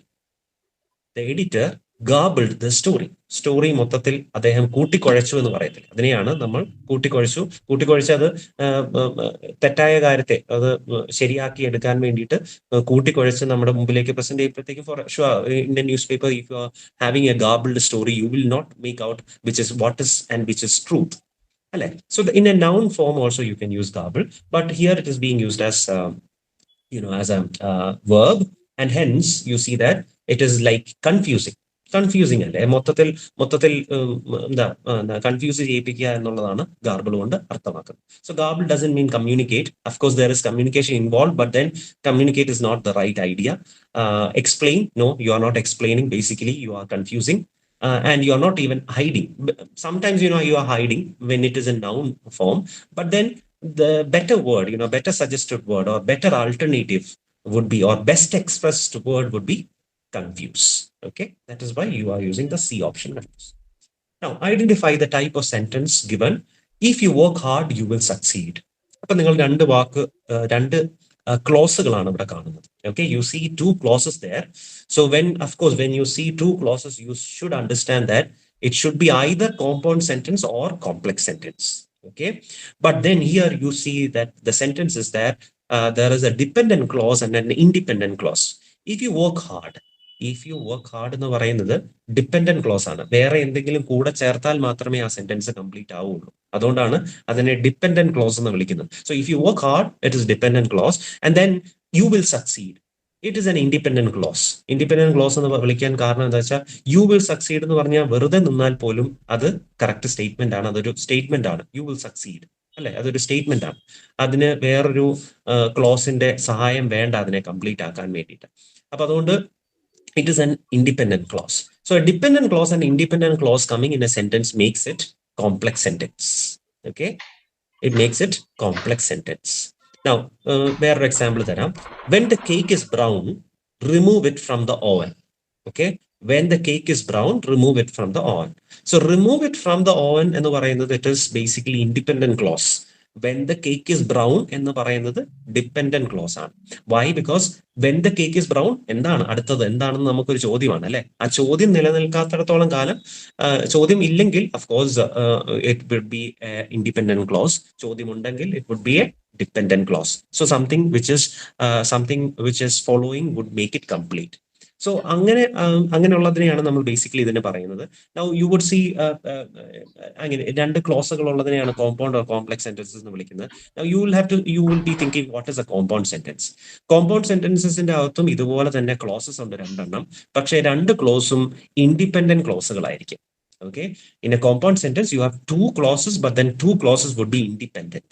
So for example, it was cold outside, so we wore our winter clothes. It was cold outside, so we wore our winter clothes. So what happens is that it was cold outside എന്ന് പറയുന്നത് independent close ആണ്.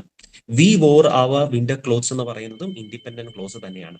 എന്നിട്ട് നമ്മൾ എന്താ ചെയ്യുന്നത്? രണ്ട് independent ക്ലോസുകളെ ഒരുമിപ്പിക്കാൻ വേണ്ടിയിട്ട് നമ്മൾ സോ എന്ന് പറയുന്നത് അല്ലെങ്കിൽ ബട്ടോ അങ്ങനെ ആൻഡോ എന്നൊക്കെ പറയുന്നുള്ള conjunctions that is adding words ഒക്കെ നമ്മൾ കോർഡിനേറ്റിംഗ് കൺജങ്ഷൻസ് നമ്മൾ അതിൻ്റെ അകത്ത് ഉപയോഗിക്കുന്നുണ്ട്. അപ്പൊ അങ്ങനെയാണ് അതിനെ കോമ്പൗണ്ട് വേർഡ്സ്. അപ്പം നമ്മൾ in this sentence you cannot say that it is a simple sentence because you have two clauses. You can also not say that it is a negative sentence. Basically either it is compound or complex. ഇനി നമ്മൾ complex ആണെന്ന് എത്തിച്ചേർന്നത് why? Because you have a independent and a dependent clause. അതുകൊണ്ടാണ് നമ്മൾ അതിലേക്ക് എത്തിച്ചേർന്നത്. Okay, so I hope it is clear. Now okay, we are moving on to the next exercise, which is related to reading comprehension. Now, please read this phrase. I'll just give you 1 minute. അത്രയും മതി ശരിക്കും പറഞ്ഞാൽ വായിക്കാൻ. കാരണം you really do not get much time when you are attending a competitive exam. So it's very difficult, I know, but because you are very tensed, you are very stressed, you might be, your attention is also distracted. So in one stretch, you cannot read this. Maybe you'll have to go for a second reading. Yet you would at least get an idea about what the whole thing. ആദ്യത്തെ reading അങ്ങനെ ചെയ്താൽ മതി, just ഒരു general idea കിട്ടാൻ വേണ്ടിയിട്ട്. Now it talks about pluralism of India, not about India alone, but about Indian civilization എന്നുള്ള അർത്ഥത്തിലാണ്. But it talks about political difference. It talks about the battle of ideas and all those things. അതൊക്കെ കൊടുക്കുന്നുണ്ട്. Okay, കിടക്കുന്നുണ്ട്. Okay, so we'll go to the question. I think you might have read it. Now, which of the following is or are true according to the above paragraph? That is the question. Of course, the different varying ഇതായിട്ടാണ് വരുന്നത്. പക്ഷെ this is coming from 2017 question. It's a question paper. Okay. Now, ഇതിൻ്റെ അകത്ത് ഒന്നും ശരിയല്ല. Okay. കാരണം എന്താണെന്ന് വെച്ച് കഴിഞ്ഞാൽ pluralism is the hallmark of Indian civilization, and the political parties, both right and left, should be vigilant to avoid holding fast to this trait. നിങ്ങൾ question ഇത് നോക്കുമ്പോഴത്തേക്കും ആദ്യത്തെ സെന്റൻസ് തന്നെ ആ ഐഡിയ ഉണ്ട്. Pluralism has been the whole mark of Indian civilisation and it is something to which we must hold fast എന്നാണ്. ഇതെന്ന് പറഞ്ഞാൽ should be vigilant to avoid holding fast to the straight എന്ന്. അപ്പം അത് തെറ്റാണ്. Debates will be civil and rational if we avoid pluralism. പ്ലൂറലിസത്തെ advocate ചെയ്യുന്ന ഒരു സ്റ്റേറ്റ്മെന്റ് ആണിത്, പക്ഷെ അല്ലെങ്കിൽ ഒരു പാസേജ് ആണ്. പക്ഷെ what happens is that in this statement it is saying that avoid pluralism. അപ്പൊ അതും തെറ്റാണ്. Political parties should suspend all compassion. Political parties suspend political difference. Look at the last sentence. Political difference does not mean all compassion and empathy has to be suspended. അപ്പം അതും തെറ്റാണ്. മൂന്നാമത്തെ should be suspended എന്നാണ് അവിടെ കൊടുത്തിരിക്കുന്നത്. Now, fourth one is battle of ideas should be personal and not hysterical. Look at the second sentence in this passage. The battle of ideas need not get personal. So in a way, all these four options are wrong, and hence you take the D option. That is, none of these are correct. Okay. Which of the following sentences is correctly punctuated? One. നിങ്ങൾ ഇതിൻ്റെ അകത്ത് punctuation നോക്കാനായിട്ടാണ് ഇവിടെ ചോദിച്ചിരിക്കുന്നത്. This comes from July 2017 question paper. The B option is correct. Why? I would say, like, Goa is a beautiful state. ഇനി നമ്മൾ semicolon ആണ് കൊടുത്തിരിക്കുന്നത്. Semicolon means you are explaining that previous statement. Okay, semicolon. So semicolon, the beaches are warm, then there is a comma, sandy and spotlessly clean, full stop. Okay, period. Goa is a beautiful state എന്ന് പറയുന്നതിനെ explain ചെയ്യാണ്. The beaches are warm, sandy and spotlessly clean. ബാക്കിയുള്ള options എടുത്ത് നോക്കിക്കേ. ആദ്യത്തെ ഓപ്ഷന്റെ അകത്ത് beaches are warm കഴിഞ്ഞിട്ട് പിന്നെയും സെമി കോളൻ ആണ് കൊടുത്തിരിക്കുന്നത്. That is again wrong, because beaches are warm അത് കഴിഞ്ഞിട്ട് അടുത്ത വേർഡ് ആണ് sandy, okay, and spotlessly clean. So again that is wrong. In the C option you see that Goa is a beautiful state, then there is just a comma. അത് just ഒരു pause മാത്രമേ കൊടുക്കുന്നുള്ളൂ, പക്ഷെ അതിനെ ക്വാളിഫൈ ചെയ്യാനായിട്ടാണ് അടുത്ത statement അവർ വരുത്തുന്നത്. അപ്പൊ so it's A different statement. So that doesn't really go in hand in hand. The D option has Goa is a beautiful state, then there is A colon. Colon എന്ന് പറയുന്നത് is used for different things rather than a semicolon. Semicolon എന്ന് പറയുന്നതാണ് explain ചെയ്യാൻ. Colon എന്ന് പറയുന്നത് ഇത് equal to the other എന്നുള്ള അർത്ഥത്തിലാണ് വരുന്നത്. Okay, so this is explanation. So B option is correct. That is the one which is correctly punctuated. Now choose the correctly spelt word. നിങ്ങൾക്ക് വളരെ you might be surprised to see this slide, because what we usually use is the D option, അല്ലെ, embarrass, EMBARASS, അല്ലെ. പക്ഷെ basically the word is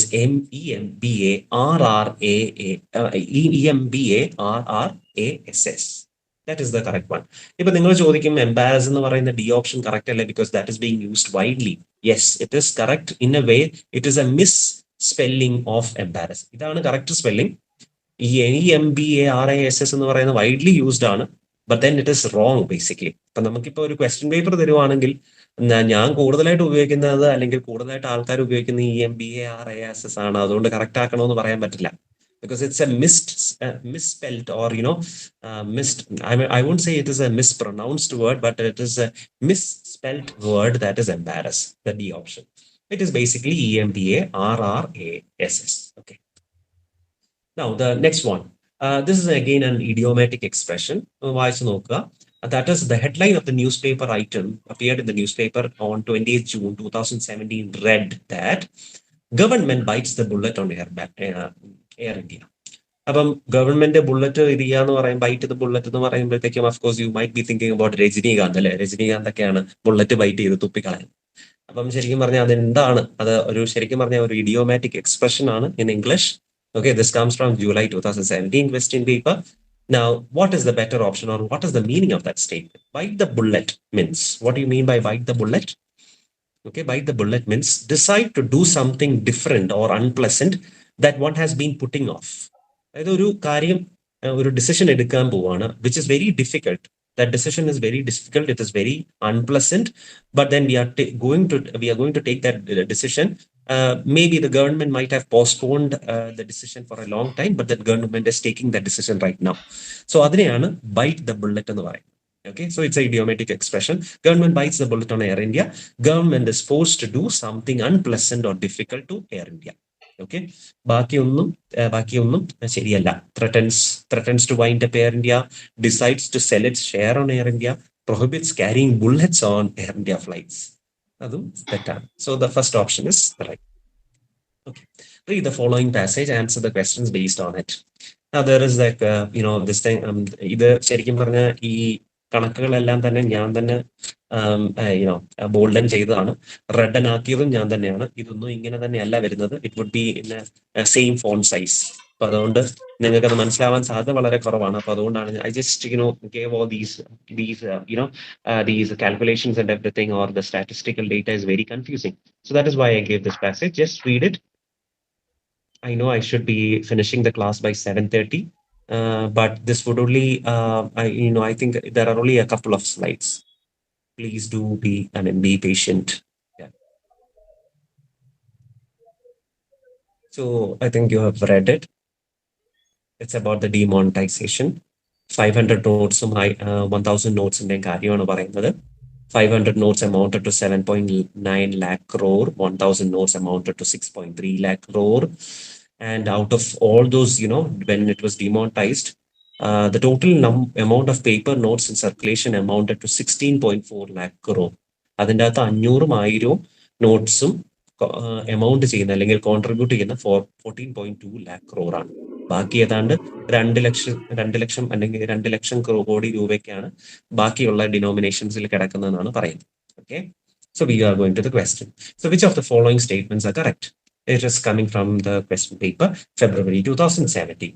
The first, you see that there are 4 options given there. The C option, that is 1 and 2, are the correct one. Okay, I'm sorry, there's a mistake there. It should have been A, B, C, D, but then he did it A, C, B, D. Okay, so the second option is correct, or the C option is correct. Why? Because you look into the options.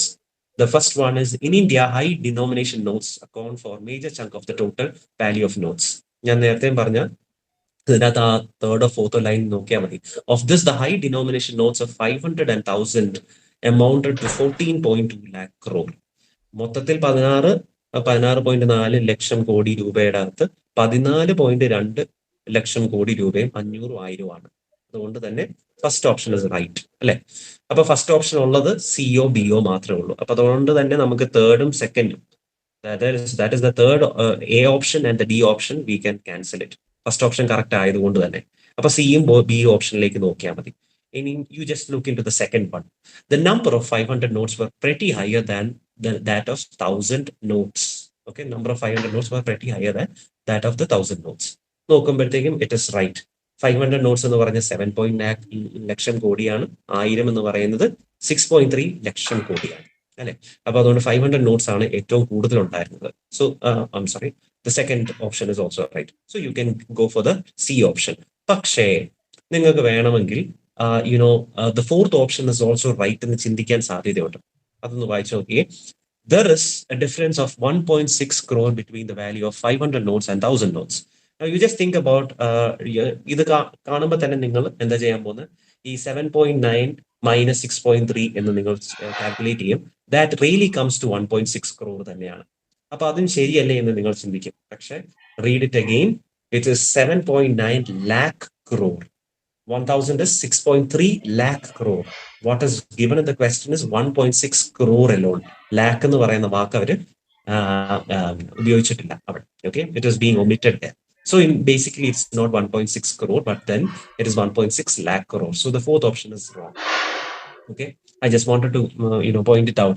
Sometimes you calculate and you get 1.6 കിട്ടി കഴിയുമ്പോൾ തന്നെ വേറെ ഒന്നും ഞാൻ calculate ചെയ്യുന്നില്ല, അതാണ് ശരി എന്നുള്ള ചിന്ത വരാൻ സാധ്യതയുണ്ട്. But then read the question once again, reconfirm it. Okay, yeah. Next one, from the list given below, choose the word or words with incorrect spelling. ഇതിനകത്തെ ഇൻകറക്റ്റ് ആയിട്ടുള്ള സ്പെല്ലിംഗ് ഏതൊക്കെയാണെന്ന് ഉള്ള വാക്കുകൾ ഏതൊക്കെയാണെന്നാണ് ചോദിച്ചിരിക്കുന്നത്. Now, of course, the B option is being already given. Now, ഇതിന്റെ ഉള്ള തെറ്റ് എന്താണെന്ന് പറഞ്ഞു തരാമോ? If you can, very very swiftly. സമയമില്ലാത്തതുകൊണ്ടാണ് പറയുന്നത്. Sieve and superintendent is correct. Okay, superintendent is correct and sieve is also correct. Sieve എന്ന് പറയുന്നത് അരിപ്പ എന്നുള്ള അർത്ഥമാണ്, മനസ്സിലായില്ലേ?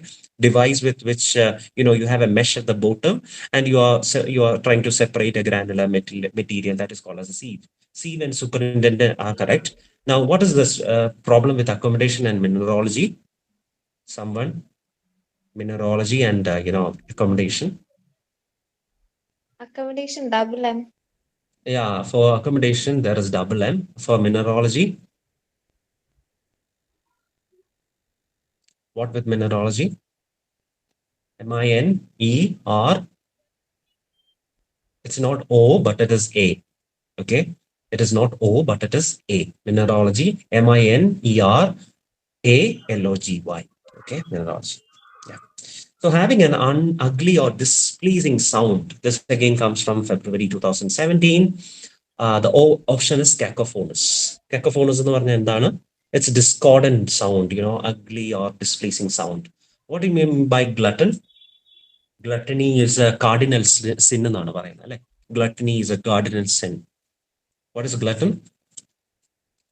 Glutton means greed. Something you are consuming voraciously.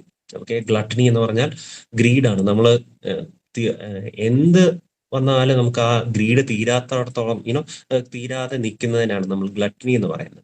Sometimes basically gluttony is something which is being used for ഫുഡിനാണ് നമ്മൾ usually ഗ്ലട്ടണി എന്ന് പറയുന്നത്. പക്ഷെ ഗ്ലട്ടണി ഫുഡിന് മാത്രമല്ല ഉപയോഗിക്കുന്നത്. ആർത്തി എന്ന് പറയുന്ന വാക്കാണ് ഗ്ലട്ടണി. ഓക്കെ, ആർത്തിയാണ്. ആർത്തി ഒരു കാർഡിനൽ സിൻ ആണെന്നാണ് പറയുന്നത് അല്ലെ. മൂലഭാവം അല്ലെ, മൂലഭാവമാണ് ഗ്ലട്ടണി എന്നാണ് പറയുന്നത്. Okay, so glutton basically can also mean, it need not be used for, food alone, but it can be also something else. Like, consider that നിങ്ങൾക്ക് പേനകൾ ഇഷ്ടമാണ്. Okay, you love pens. എവിടെ പേന കണ്ടാലും അവിടെ നിന്ന് പൊക്കിയെടുത്ത് കൊടുക്കും. ഓക്കെ, ഇഷ്ടം പോലെ പേന കളക്ട് ചെയ്യും. ഈ പേനയൊക്കെ ഉപയോഗിക്കാൻ പറ്റുന്നുണ്ടോ അതും ഇല്ല, പേന എഴുതുന്നുണ്ടോ അതും ഇല്ല, ഒന്നുമില്ല. പക്ഷെ പേന കണ്ടാൽ ഇഷ്ടമാണ്. പേന എവിടെ കണ്ടാലും ആരെങ്കിലും ഇട്ടേച്ചു പോയതാണെങ്കിലും പൊക്കിയെടുത്തോണ്ട് പോകും. സോ ഇത് ആർത്തിയാണ്, മനസ്സിലായില്ലേ? നമ്മുടെ ഒരു ആർത്തിയാണ്, നമുക്ക് പേനകൾ ഇഷ്ടമാണ്, പേനകൾ ഒത്തിരി കളക്ട് ചെയ്യുക എന്ന് പറയുന്നത്. അപ്പൊ so that is also one way of defining ഗ്ലട്ടണി. Okay, so it's like, consuming voraciously or greedy. That is what you call as glutton. Now, what is eternal? Eternal എന്ന് പറഞ്ഞാൽ എന്താ? Eternal എന്ന് പറഞ്ഞാൽ എന്താ? Something which is eternal. It's always there എന്നുള്ള അർത്ഥത്തിലാണ്, മനസ്സിലായില്ലേ? It's always there, eternal. It's going to be there. The love is eternal. ഇത് എന്താ? It is going to be always and forever. That is called as eternal. What is impeachable? Impeach ചെയ്യാന്ന് പറഞ്ഞാൽ എന്താ? Impeach ചെയ്യാന്ന് പറഞ്ഞാൽ to prevent or hinder. To prevent or hinder. എന്തെങ്കിലും ഒരു hindrance ഉണ്ടാക്കുക, അല്ലെങ്കിൽ to be a hurdle for something, that is called as impeach. Impeachment എന്ന് പറയുന്ന വാക്ക് നമ്മൾ കോൺസ്റ്റിറ്റ്യൂഷനിലും ബാക്കി ഇങ്ങനെ കേസുകളുടെ അകത്തും ഒക്കെ നമ്മൾ കേൾക്കാറുണ്ട്. So in order to bring down a very public official, for example, he is a very political leader, but you need to bring him down. കഴിഞ്ഞ ദിവസം നമ്മളൊരു മന്ത്രിനെ താഴെ ഇറക്കി അല്ലെ. അപ്പൊ മന്ത്രിനെ താഴെ ഇറക്കണമെങ്കിൽ നമുക്കൊരു ലീഗൽ ഡോക്യുമെന്റ് വേണം. അയാളെ താഴെ ഇറക്കാനായിട്ട് നമുക്കൊരു ലീഗൽ പ്രൊസീഡിംഗ് വേണം. So you need to impeach that particular minister, so that he could be, it's a higher ranking official or a public official. If you want to bring him down, you can impeach. So it is called as impeachable. അപ്പൊ ഈ ugly ഡിസ്പ്ലീസിങ് sound എന്നൊക്കെ കേൾക്കുമ്പോൾ ഇംപീച്ചബിൾ എന്ന് പറയുന്ന വാക്കുമായിട്ട് യാതൊരു ബന്ധമുണ്ടെന്നൊക്കെ നമുക്ക് തോന്നാൻ സാധ്യതയുണ്ട്. But it is not like that. The word cacophonous itself has that phone എന്ന് പറയുന്ന വാക്ക് വരുന്നുണ്ട് അല്ലെ, phoneme, phone. So that phoneme എന്ന് പറഞ്ഞാൽ എന്താ? Phoneme, what is phoneme? Phoneme is a sound അല്ലേ? It's a sound. Phoneme is a sound. A single unit of sound is called as phoneme. So it's cacophonous എന്ന് പറയുമ്പോഴത്തേക്കും discordant, ഒരിക്കലും rhythmic അല്ലാത്തതിനെയാണ് കക്കോഫോണസ് എന്ന് പറയുന്നത്. Rhythmic ആയിട്ടുള്ളതിനെ റിത്തം എന്നാണ് പറയുന്നത് അല്ലെ. So something like which is out of discordance is called as cacophonous. Yeah. Okay, I think I've finished 47 slides. Yes. So that is it for today's, solving of question papers. Do you have any doubts? If not, we can end up this session.